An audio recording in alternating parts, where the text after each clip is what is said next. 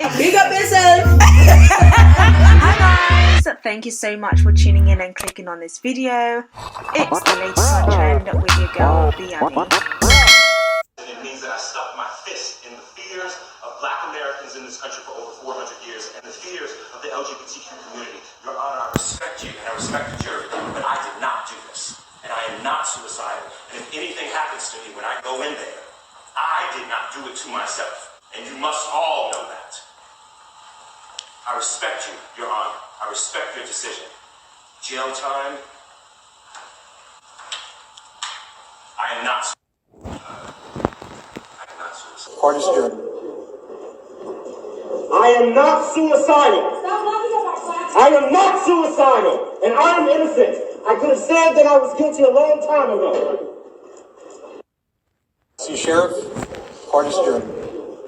Wow, okay, that was really intense. So that was just after the sentencing of Jussie Smollett, and as you guys can hear, he was just shouting, "I'm not suicidal, I'm not suicidal."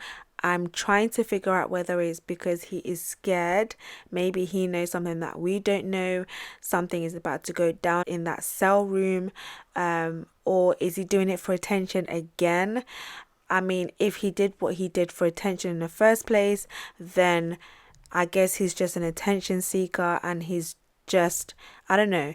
Is he even acting? At this point, I'm just like, well, I was taken back. I was honestly taken back. But this video is currently making its round and there is split emotions and people are split in terms of what they think about it. Some people feel sorry for him and some people are just like, he's acting again. He's been sent to 150 days in jail for 5 counts of felony, for disorderly conduct, for lying to police, and he will serve half of that. He must also pay $25,000 in fines. The 150 days are part of his 13 months probation. After the verdict was read, he stood there and he was yelling that if anything happened to him in jail, that it was the responsibility of the judge who sentenced him. And even when he was standing there almost like clapping and for the judge, like it was just very, very bizarre. The whole thing was very bizarre. And the judge, I read, didn't hold back on Jussie, calling him arrogant, selfish and narcissistic. He said Jussie wasn't motivated by money but for attention, which is unacceptable. Jussie still claims that he is innocent. He declined to make a statement in his defense during the sentencing hearing, and he showed up to court 10 minutes after everyone else, late for the scheduled 1 p.m. start. His attorney then spent an hour arguing that the trial was unfair and claiming the judge chose jurors unfairly to the advantage of the prosecution. The judge revealed that Smollett's team asked for 42 of the 57 seats in the courtroom, which would barely have allowed for the jury to be present. They also claimed that he was unfairly prejudiced against by the media and by the police department, and that at the trial he had his grandmother who also made a statement slamming the media. Basically, as soon as his verdict was pronounced, apparently he literally just like got up and started yelling an apparent threat to the judge. Allegedly, that's what happened.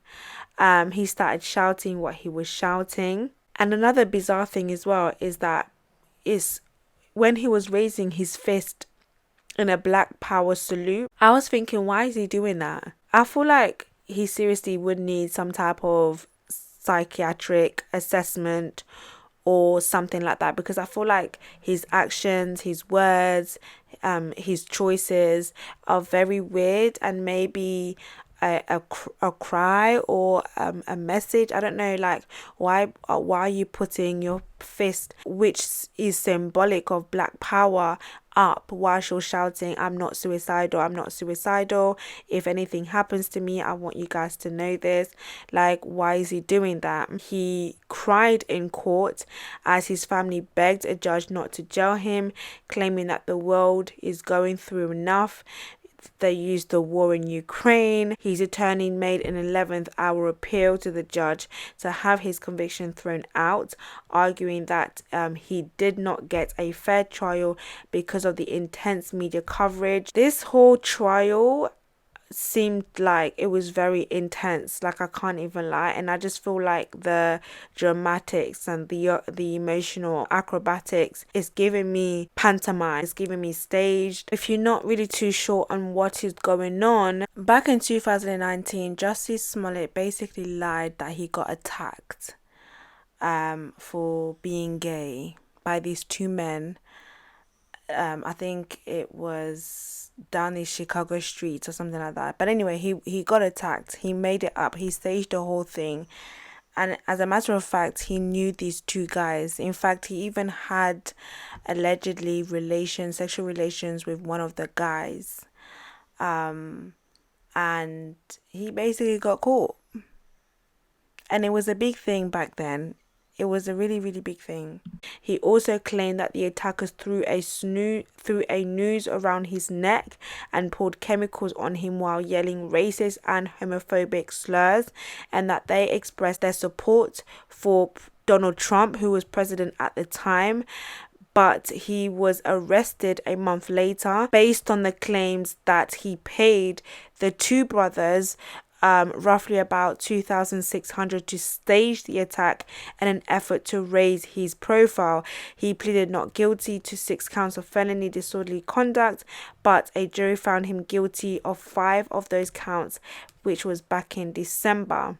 He's just weird, man. Honestly, I mean, I definitely don't want anything to happen to him, but like, why are you putting your fist up in the air? Why are you shouting the way that you're shouting? And why did you even stage this in the first place? You completely just like threw away your career. Like, nobody's ever going to want to work with you because you made up something. Like, you fully staged an attack. Like, who does that? Like, literally, what a way to go out. What a way. Anyway, guys, his verdict has come and his sentencing has come, and it comes with immediate effect. That's it. Man, that is peak. That is proper bad. But guys, let me know your thoughts in the comment section. Please do hit the subscribe button and notification bell, and I'll speak to you guys in my next video.